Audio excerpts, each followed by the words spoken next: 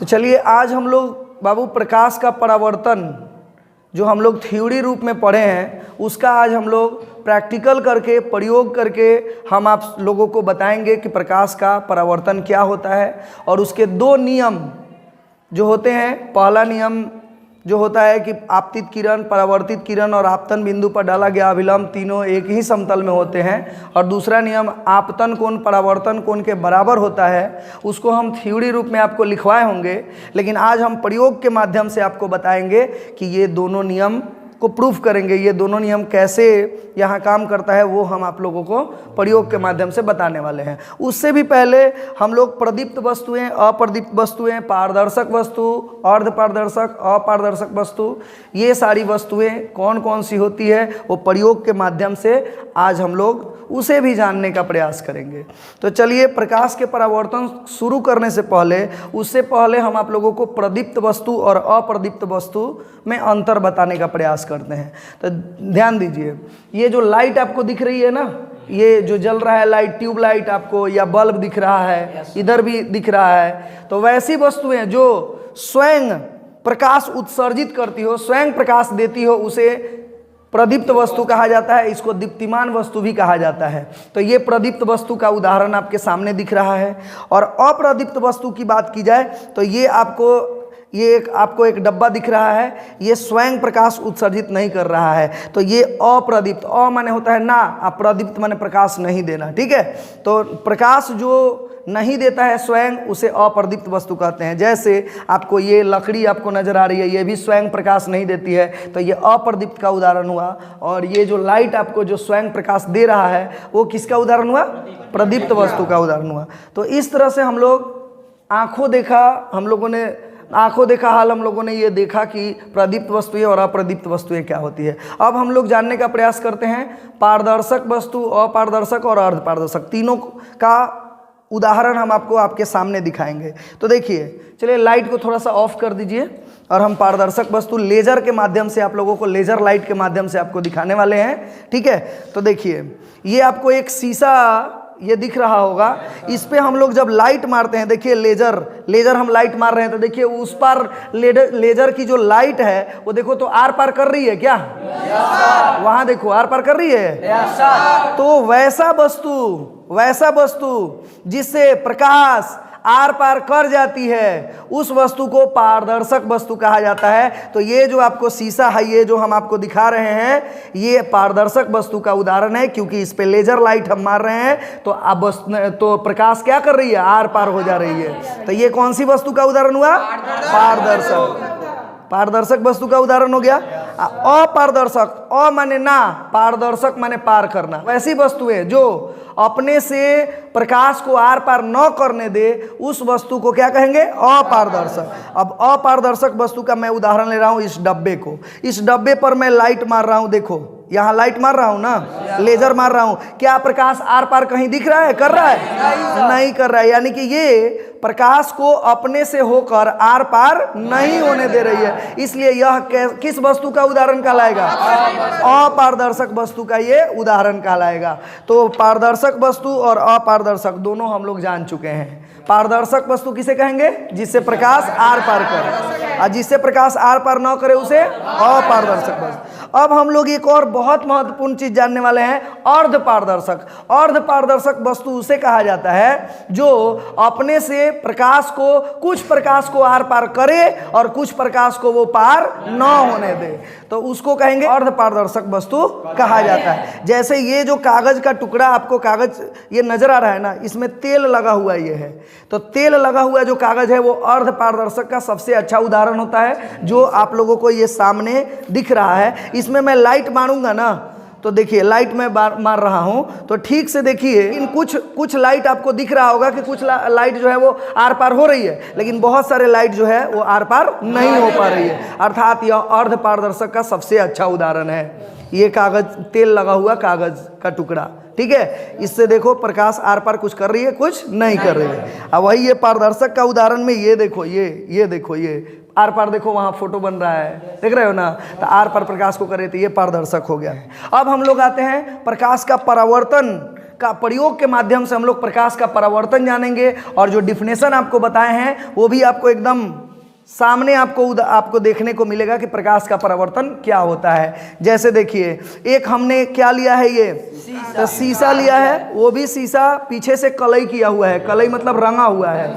अब बिना कलई किया हुआ शीशा लीजिएगा तो वो आर पार कर जाएगा लाइट, परावर्तन नहीं हो पाएगा। तो प्रकाश के परावर्तन को समझने के लिए सबसे पहले अपारदर्शक शीशा होना चाहिए जिससे लाइट आर पार न करे। कलई किया हुआ, और कलई के साथ साथ देखिए इधर पीछे से लकड़ी लगा हुआ है, ऊपर से अब पॉलिश किया हुआ ये होना चाहिए। अब इस पर हम लोग ये चिकने पृष्ठ को हम लोग शीशे को ले रखे हैं, और इस पर हम लाइट मारेंगे तो देखिए कैसे प्रकाश का परावर्तन होता है। जैसे हमने लेजर लाइट मारा इस पे, ठीक से देखिए लेजर लाइट, यहाँ देखिए ये आने वाली किरण को पहले देखिए, दिखाइए लेजर लाइट के आने वाली किरण, ये जो दिख रही है ना, ये शीशा पकड़ो, तुम शीशा ये पकड़ो बाबू, ऐसे पकड़े रहो। ये देखो ये किरण आपको दिख रही है, आने वाली किरण, तो देखो ये आपतित किरण इसे कहा जाता है। यहाँ जो पड़ रही है ना, तो इसे आपतित किरण कहते हैं। और ये शीशे से टकरा कर जो ये किरण जो जा रही है ना, वहाँ देखो वहाँ पे जा रही है, वहाँ पे जा रही है, ये आपका है क्या, परावर्तित किरण। तो परावर्तन का मैंने डिफिनेशन जब बताया था तो ये बताया था कि जब किसी प्रकाश स्रोत से आने वाली प्रकाश की किरण जब किसी चिकने पृष्ठ पर पड़ती है तो पड़ने के बाद जिस दिशा से आ रही होती है उसी दिशा में वह क्या हो जाती है, लौट जाती है। तो इसी प्रक्रिया को क्या कहा जाता है, प्रकाश का परावर्तन। तो प्रकाश का परावर्तन देखो हो रहा है, यहाँ से प्रकाश मार रहे हैं और जिस दिशा से प्रकाश जा रही है उसी दिशा में इसे क्या कर दे रहा है, रिफ्लेक्ट कर दे रहा है। तो इसको कहेंगे प्रकाश का परावर्तन। यही प्रकाश का परावर्तन हो रहा है। अब प्रकाश के परावर्तन के दो नियम जो होते हैं वो हम आपको बताने जा रहे हैं, और इसी प्रयोग के माध्यम से, इसी शीशा के माध्यम से और इस लेजर लाइट के माध्यम से आपको बताने वाले हैं। ठीक है, तो देखिए प्रकाश के परावर्तन का पहला नियम होता है क्या, कि आपतित किरण, परावर्तित किरण और आपतन बिंदु पर डाले गए अभिलंब तीनों एक ही समतल में होते हैं। चलो यहाँ पे देखते हैं हम लोग हैं। आपतित किरण देखो, यहाँ ये आपतित किरण, अपरावर्तित किरण, ठीक से देखो, यहाँ से जो आने वाली, इसको पकड़ो, देखो ये आपतित किरण अभी मैंने समझाया था, आपतित किरण, और ये है परावर्तित किरण। और एक ये बीच, इसके ठीक बीच में देखो, ये आपतित किरण और परावर्तित किरण के ठीक बीच में एक अभिलंब इमेजिन करो कि होगा बीचों बीच। ठीक है, तो ये अभिलंब है। ये तीनों देखो तो एक ही समतल में,